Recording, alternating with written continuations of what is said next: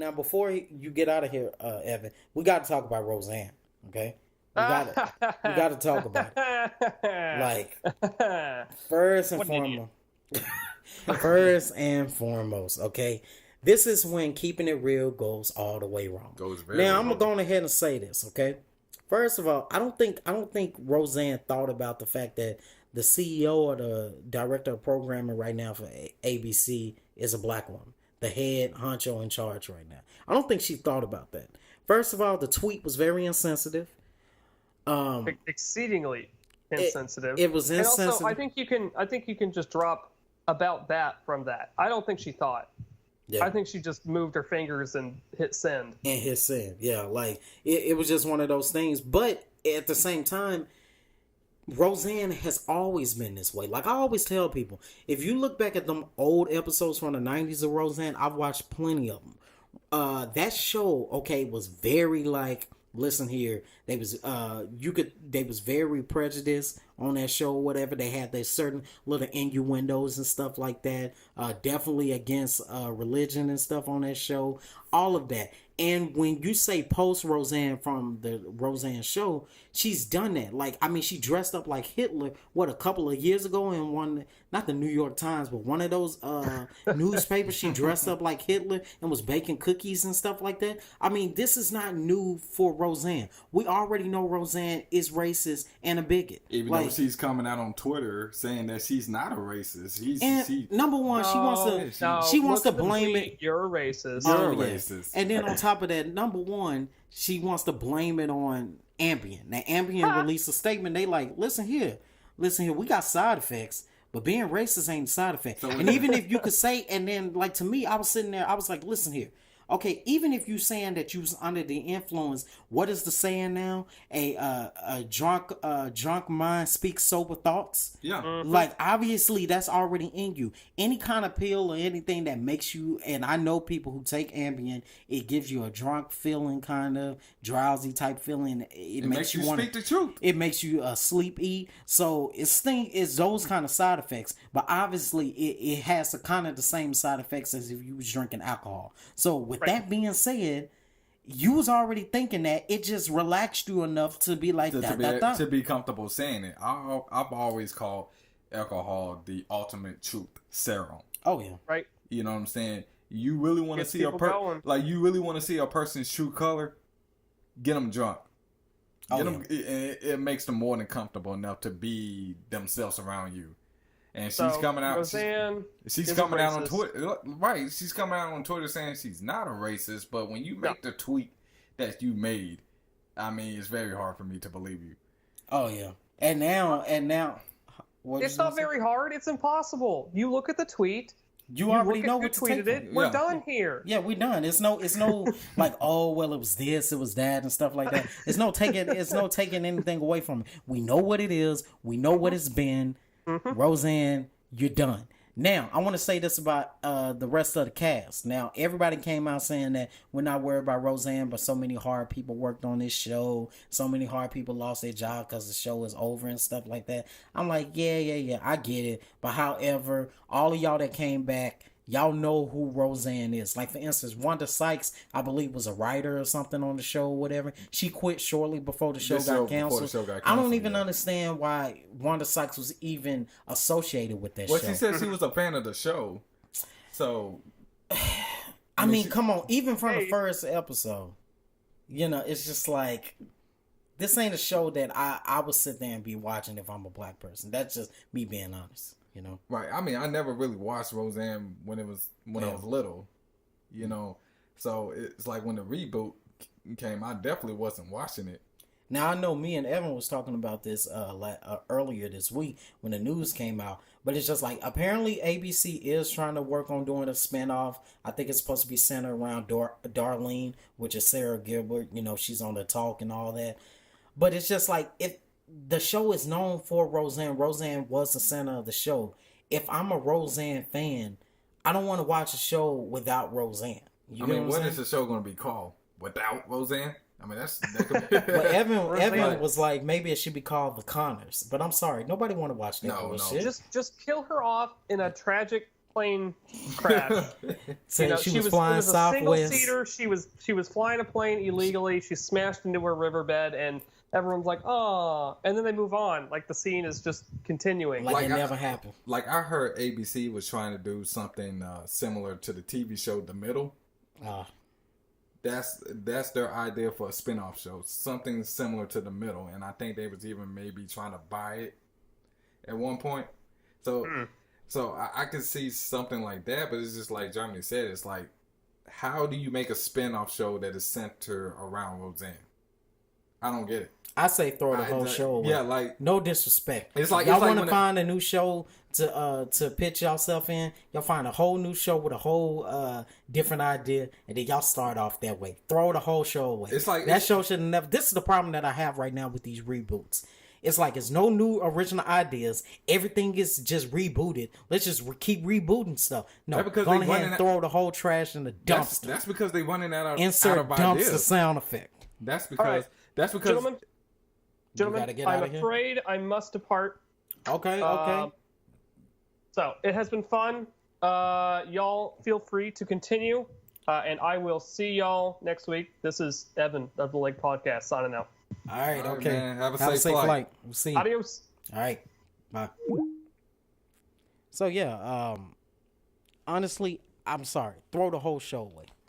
It's like a baby that shits in a diaper. You know, and we ain't talking about just normal shit. We talking about, shit that's all on the couch, all on the walls. You know what I'm saying? Right, all over the dinner table. Right. You might as well just throw the whole baby away along with the diaper. That's kind of what this feels like. Yeah. So it's like, I wasn't a big fan of the show to begin with. So it's like, I hate it for the rest of the cast because, it kind of, I said it before that one bad apple can spoil the entire bunch. And that's exactly what happened in this case. But I'm gonna say this. We know, again, it leads me back. I don't feel sorry for the cast in this regard, and I'm gonna say why. We know the kind of person Roseanne is, okay? We know the kind of person Roseanne has been. All throughout Obama's presidency, she was one of the main people, along with Trump, trying to discredit him and all of that stuff. So we already know who she is. We already know the person that she is. I don't think it's nothing new.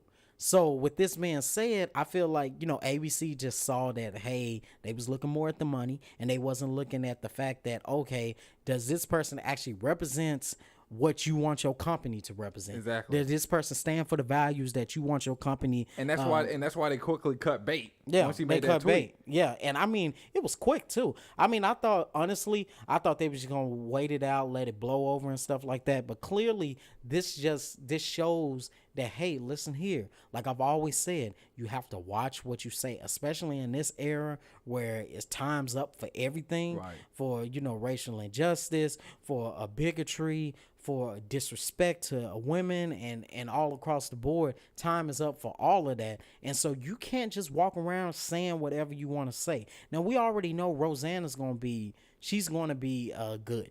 Like even after this show or whatever, even if they take the show off, she's got enough money stacked up. She'll probably go into hiding a little bit for a few months. They'll probably go into the mountains. Probably get back on the road and stuff like that. And she's still gonna have that fan base that is gonna that wasn't offended. So she's still gonna have that fan base that's gonna gravitate towards her. I do say that I feel like her TV career is over, because you got to look at it like this: when you're in that kind of space, when you're in that kind of position, you have to kind of play the role. You know, you have to play the role essentially. And to ABC is, and it's not only to ABC, this is to all outlets, TV outlets, whether it's NBC, Fox. Just because it's a good idea to reboot the show doesn't mean that it needs to happen. Nope, it does not. It does not. Sometimes it's better to just keep it in the past where it belongs, because it's when you bring something from the past into the present, it's almost like opening up Pandora's box. And that's kind of what Roseanne is. It's kind of like you brought this from the past and it's opening up Pandora's box. And I compare the Roseanne revival to bringing dinosaurs back from Jurassic Park. You know what I'm saying? Gosh. Just because it's a good idea to do something doesn't mean you have to do it. The people in Jurassic Park found that out the hard way. Yeah. Okay? You don't bring back something that was extinct. Yeah. That was selected by nature. And in Roseanne's case, it was selected just by society to get rid of the show in the first place. You bring it back, and this is what happens. Yeah. But I do give credit to ABC on their part for acting as quickly as they did, being proactive as they was, because normally we know with these TV outlets, is something like this happens, like you said, they'll probably wait maybe a few weeks to let it blow over. Not with ABC. Right. So right. I do give credit to for that. I mean, yeah, it just shows that, hey, listen here, because ABC got the Modern Family show. They got a lot of shows that are very I guess you can say modern and stuff like that. And so they have a certain image that they're trying to maintain. So when you, first of all, you bring back a show like this, and obviously it got amazing ratings. I think by the second episode they was already renewed for season 2. I mean, by all accounts, it was a successful reboot. Yeah, it was a successful reboot. But however, I do not agree with making a new show revolving around the cast and kind of fading Roseanne out of it. I honestly don't think people's gonna watch it. Especially if you're going there for the very risque views that Roseanne had and stuff like that. I don't know if it's gonna have the same dynamic if you don't have her in it. No, it's almost like when the Full House. You know, they bought the Fuller House. The Fuller House on and Netflix. I'm sorry, that was trash. I'm sorry. That Fuller was House. trash. I couldn't get into it. And I was a big fan of the old Full House. Right. I used to watch the reruns all the time on Nick at Night and TV Land and all that good stuff. And it's just like when I watched, I gave it about 3 episodes and it was a no for me. It was a no for me as well, because for one, the Olsen twins wasn't on there, and I don't think you would want them on there because they both look like Teletubbies now. Okay, stop it, man. They do not look like no Teletubbies. You know. Now, I will say this. They haven't, I think one of the reasons why they decided not to do it was because they hadn't acted, or they haven't been in the business in over like 12, 13 years. Like, I think since like 2004, that was the last acting thing that they did. So they have like clothing lines and they have other businesses and stuff. So I can understand why they didn't come back. I mean, obviously that show is still doing good because Netflix is still renewing it and stuff. I think it's probably in season 3 or something like that. I don't know, but it was a no for me. I don't know how Netflix keep renewing. Like, they renew seasons like Fuller House for another seasons, but they get rid of some good shows that only last 1 season. Right. I don't understand that. It's backwards. Right. Because I was I was watching this Netflix original called Gypsy. Mm-hmm. It was really good. It was involving Naomi Watts, and she was portraying herself as a journalist, but she was leading a secret double life. You know what I'm saying? It was a really good show, and then they canceled it after 1 season. I don't understand. It was a good show. People loved it. But yet you keep trash ass shows on Netflix like the Full House. I mean, I guess it's one of those things. It depends on rating. It depends on pull power. The show can have an amazing script. The show can have amazing actors and all that. But if the people aren't there to watch it and the people aren't gravitating towards it, you might think it's amazing. You know, some of the greatest TV shows and movies are shows that got canceled or didn't do so well, and they have amazing scripts. So it's a money thing for any network. Money grab, yeah. They're not going to put more money into something that's not making them money. It's almost like a musician making an album. Yeah. That his album is not good, but because he got fans all across the world, they're gonna buy his album just because it's the name, right? You know, or it's her name. You get what I'm saying? Mm-hmm. So I can kind of see that still though. Yeah, I said, like I said already, throw the whole show away. Throw the whole baby away while you at it.